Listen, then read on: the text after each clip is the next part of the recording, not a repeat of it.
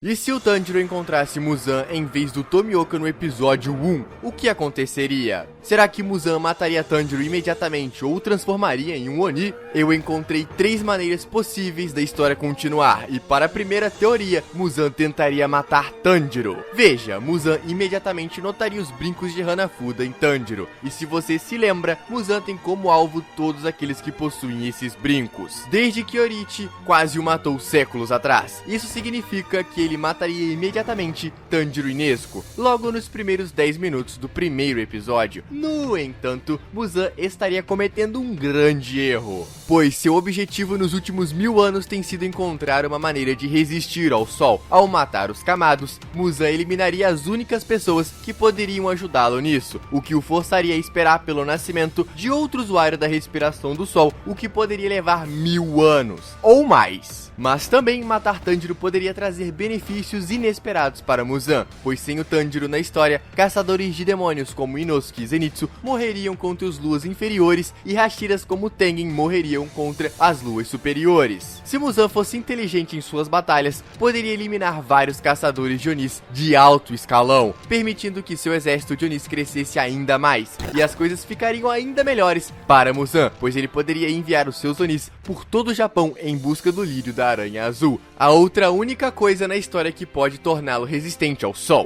Isso é apenas uma das 3 maneiras possíveis da história continuar. Na segunda teoria, Muzan toma uma decisão chocante. Em vez de matar os Kamados, ele percebe que ter alguém que possui a respiração do sol, como um demônio, pode ser bastante útil. Então ele transforma Tanjiro em um Oni e vê que ao resistir ao seu controle mental, ele decide então sequestrar a Nezuko. Tanjiro odiaria isso, mas todos sabemos que ele estaria disposto a fazer qualquer coisa por sua irmã. No entanto, o primeiro comando de Muzan é terrível. Tanjiro tem que matar e comer todos em sua vila, ou Nezuko morre enquanto chora. O Tanjiro Oni infelizmente ouve Muzan e a sua força explode, e é nesse ponto que Muzan percebe o seu verdadeiro potencial, dando-lhe mais e mais sangue nos próximos anos. Ao contrário dos outros Onis, a força de Tanjiro não mostra sinais de diminuir, e ele rapidamente se torna uma lua superior mais forte do que qualquer outro lua, exceto, é claro, mais forte que Kokushibo. Nesse momento, Muzan inicia a fase 2 do seu plano ardiloso, ordenando que Tanjiro comece a matar os Hashiras. É nesse momento que Tanjiro vê uma oportunidade. Tanjiro finge concordar, mas secretamente elabora o seu plano genial para derrotar Muzan. E à medida que vai se encontrando com os Hashiras e os derrotando, em vez de matá-los, Tanjiro poupa suas vidas, os convencendo que é capaz de resistir ao controle mental de Muzan e que precisaria de suas ajudas para derrotar o Muzan. E sabe quem mais precisa da sua ajuda? Eu mesmo aqui, ó! Preciso do seu like e da sua inscrição para poder continuar com esses vídeos que você tanto gosta e essas teorias malucas. Então, vai ser de grande ajuda se você se inscrever no canal e deixar o seu like. Tamo junto sempre. Agora, logo em seguida, Tanjiro manda os Hashiras se esconderem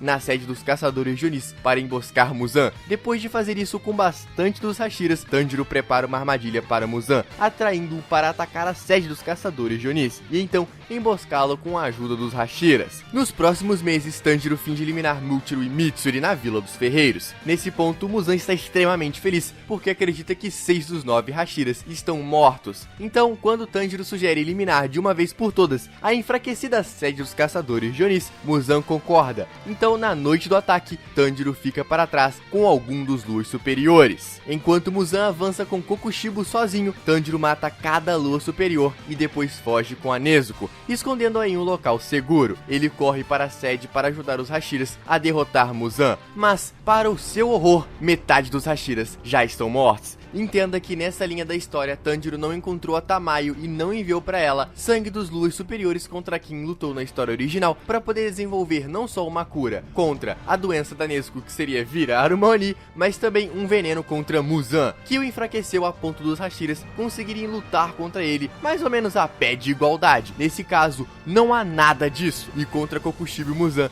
é impossível para eles causarem algum dano real. Tanjiro entra na luta para ajudar os caçadores de Onis, mas mesmo com a sua força demoníaca, ele não é páreo para Muzan e Kokushibo. Lentamente os Hashiras são mortos, até que resta apenas Tanjiro enfrentando Muzan. Algumas pessoas podem dizer que a Hinokami Kagura de Tanjiro pode ser desbloqueada aqui, mas isso não ajudaria contra Muzan, pois na história real, Tanjiro teve que treinar por anos antes que ela se tornasse ataque mortal, e mesmo se Tanjiro já estivesse despertado seu Kekijutsu, nada adiantaria contra Muzan e Kokushibo, principalmente se eles estivessem lutando juntos. Logo então, Muzan brinca com Tanjiro e o mata por traição. À medida que Tanjiro desaparece lentamente, pelo menos fica feliz por saber que a Nezuko está segura e viva. Certamente, esta é uma teoria triste, mas a outra teoria que é ainda mais sombria. Então, antes da gente ver essa teoria, lembrando pra você deixar o seu like no vídeo e, é claro, se inscrever no canal. Continuando, assim como nas teorias anteriores, esta começa com Tanjiro encontrando Muzan, mas dessa vez, Muzan começa a torturar Tanjiro. Muzan está cansado de temer os brincos de Hanafuda e agora quer vingança. Ele transforma Tanjiro em Oni para garantir que não o mate. E ao longo das próximas horas, Muzan inflige dor ao jovem Tanjiro de todas as maneiras possíveis. Mas para piorar, Muzan também mata Nezuko, o que finalmente leva Tanjiro a quebrar. Tanjiro apenas fica lá soluçando devido à dor física e mental. Após ver isso, Muzan deixa o Tanjiro praticamente morto no chão, satisfeito por ter se vingado dos brincos de Hanafuda. Mas deixar Tanjiro vivo se tornaria o maior erro de Muzan. Depois de passar dias deitado no chão, Tanjiro finalmente se cura de suas feridas e o seu único objetivo naquele momento é matar Muzan. Mas é claro, Tanjiro ainda não é forte o suficiente, então ele começa a praticar matando os lacaios demoníacos de Muzan em vez disso. É aqui que Tanjiro descobre que possui um poder especial. Na história original, a irmã de Tanjiro era especial. Ela podia recarregar os seus poderes dormindo, enquanto os outros Onis precisavam comer humanos. Tanjiro era semelhante, pois em vez de precisar comer humanos, ele ficava ainda mais forte ao comer Onis. Após descobrir isso, Tanjiro torna-se um assassino de Onis, matando-os e então os devorando para ganhar ainda mais poder. Após algumas vitórias sobre os Onis, ele percebe que se der uma mordida em um Oni enquanto ele luta, ele pode roubar os seus poderes e enfraquecê-los. Nos próximos anos, Tanjiro come tantos Onis que se torna tão forte quanto um Lua superior. Ele também se torna um aliado da corporação dos caçadores de Onis, mas não se junta a eles, pois o seu objetivo é muito mais sedento por sangue. Nesse período, Muzan ouve falar de Tanjiro e seus poderes, mas cada Oni que ele envia para deter Tanjiro é morto e devorado. Já no Mugen Train, Tanjiro ajuda Rengoku contra Emo, quando percebe que Rengoku está preso em um pesadelo pela arte de Oni sanguinário de Enmo. Tanjiro procura Emo e o morde, cancelando seus poderes de sono. Quando Rengoku acorda, ele se junta a Tanjiro e juntos derrotam o Lua inferior. No entanto, essa luta é diferente da história original. Isso porque, com os poderes demoníacos de Tanjiro, a casa está em desvantagem. Primeiro, Rengoku ataca o Akaza com a sua respiração das chamas, e quando o Akaza está distraído, Tanjiro se aproxima e dá uma mordida nele. Lembre-se de que o Tanjiro tem o poder de roubar os poderes dos outros Onis, então essa mordida muda toda a luta. Akaza agora está incrivelmente enfraquecido e não pode mais se regenerar, enquanto Tanjiro,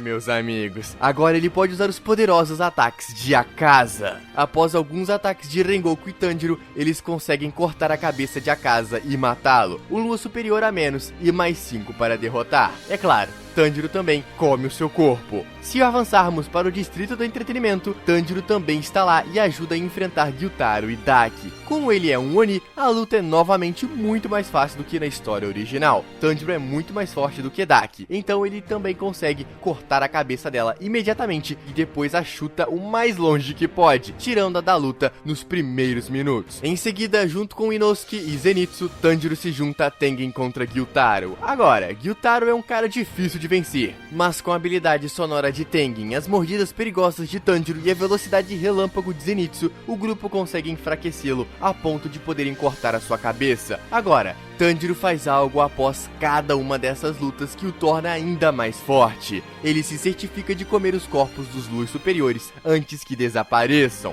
Isso lhe dá um impulso de poder tão grande que agora ele é igual em força ao Lua Superior 1, Kokushibo. Afinal, ele comeu os corpos de Daki, Gyutaro e do terceiro Lua mais forte, Akaza. Já na Vila dos Ferreiros, Tanjiro ataca Hantengo e Gyoko facilmente, derrotando-os com a ajuda de Muichiro e Mitsuri. Quando Muzan fica sabendo disso, fica enfurecido e preocupado. Seus soldados mais fortes estão sendo destruídos por um garoto que antes havia transformado em Oni, e logo um garoto com os brincos de Hanafuda. Ele envia o último Lua Superior, Kokushibo, para matar Tanjiro, e é uma luta acirradíssima. Parecia que Tanjiro iria perder, mas ao lembrar como a sua família foi assassinada, a raiva de Tanjiro torna ainda mais forte, e ele consegue matar Kokushibo. Agora só resta Muzan para a vingança de Tanjiro ser completa. Então primeiro Tanjiro sequestra Onis aleatórios, até que um deles finalmente revele onde é a base secreta de Muzan. Obviamente, como poucos sabem, logo então ele obviamente chegaria a descobrir.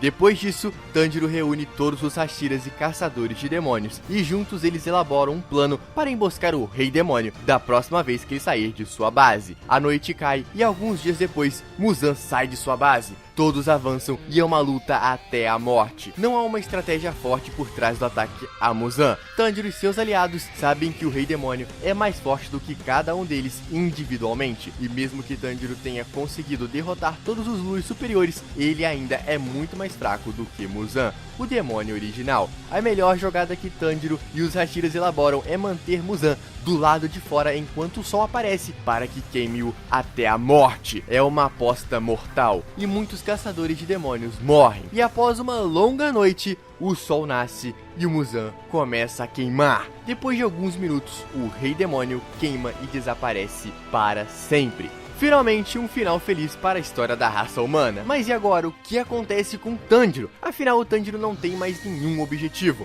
Ele matou Muzan e toda sua família está morta. Sendo assim, ele passa o resto da sua vida vagando pela Terra, até mesmo explorando outros países em busca de algo para dar sentido à sua vida. E eu acho que, eventualmente, ele se apaixonaria e formaria uma família, nomeando a sua primeira filha de Nezuko. Mas eu quero saber o que você acha e o que poderia acontecer. Comenta aqui embaixo. E essas foram teorias bem malucas, eu sei, mas isso não para por aqui. Clica nesse vídeo para assistir ao que aconteceria se os papéis fossem trocados, ou seja, e se o Tanjiro fosse Oni e a Nezuko fizesse parte dos caçadores de demônios. Então, clica aqui e eu te vejo lá.